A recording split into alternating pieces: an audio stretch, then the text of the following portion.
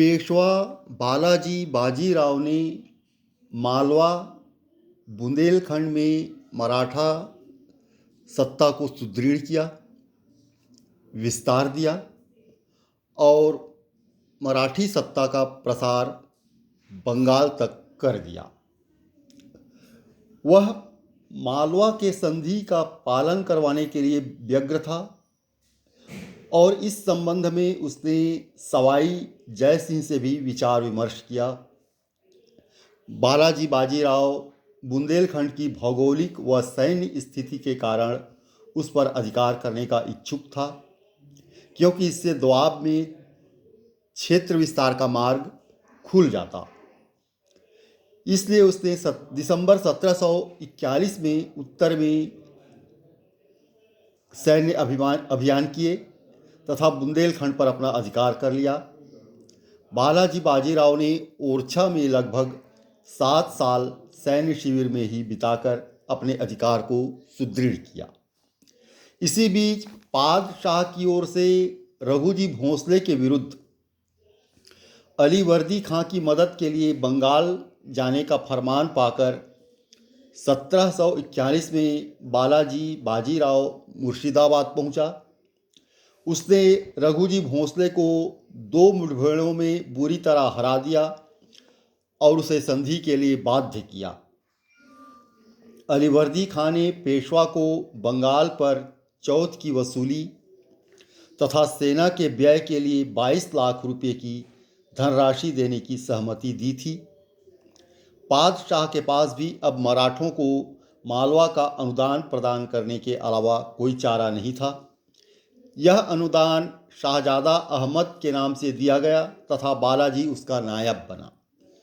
इस प्रकार उक्त प्रदेशों पर मराठों की स्थिति मजबूत हो गई। इसके अलावा आंग्ल फ्रांसीसी स्पर्धा, मुगलों का छीड़ प्रशासन, निजाम उल मुल्क की दक्कन से लंबी अनुपस्थिति तथा कर्नाटक के स्थानीय सरदारों आदि के पारस्परिक विरोध आदि ऐसे कारण थे जिनसे मराठे कर्नाटक पर अपना अधिकार करने के लिए प्रेरित हुए। 1738 से ही शाहू ने कर्नाटक में विशेष रुचि दिखाई, किंतु रघुजी भोंसले तथा बाद में बापूजी नायक के असफल नेतृत्व के कारण मराठे कर्नाटक पर अधिकार न कर सके। कर्नाटक अभियान का भार अंततः पेशवा पर पड़ा तथा मराठों की फौजों ने सफलता प्राप्त की, किंतु यह अभियान महंगा था।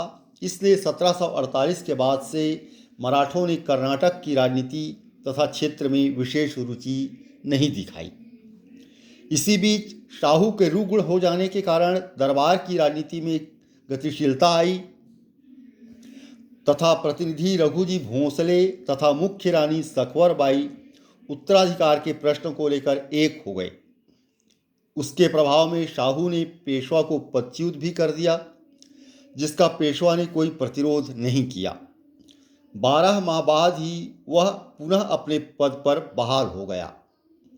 शाहू ने ताराबाई के पोते व शिवाजी तृतीय के पुत्र राम राजा को अपना उत्तराधिकारी मनोनीत किया। पेशवा ने शाहू की इच्छा को मान लिया, जिससे प्रसन्न होकर शाहू ने पेशवा को सैन्य व प्रशासनिक दोनों ही विषयों में सर्वोच्च सत्ता प्रदान की व पेशवाई को बालाजी के लिए वंशानुगत बना दिया। इस प्रकार पेशवा बालाजी के काल में मराठा शक्ति को मालवा बुंदेलखंड में सुदृढ़ता मिली, क्षेत्र विस्तार हुआ और मराठा शक्ति बंगाल तक भी पहुंच गई। बंगाल में भी उनकी धाक जम गई। पेशवा को सैन्य और प्रशासनिक दोनों ही विषयों की सर्वोच्च सत्ता मिल गई और इसके साथ ही औपचारिक रूप से पेशवाई का पद बालाजी और उसके वंश के लिए वंशानुगत हो गया। यह बालाजी बाजीराव की एक उल्लेखनीय सफलता थी।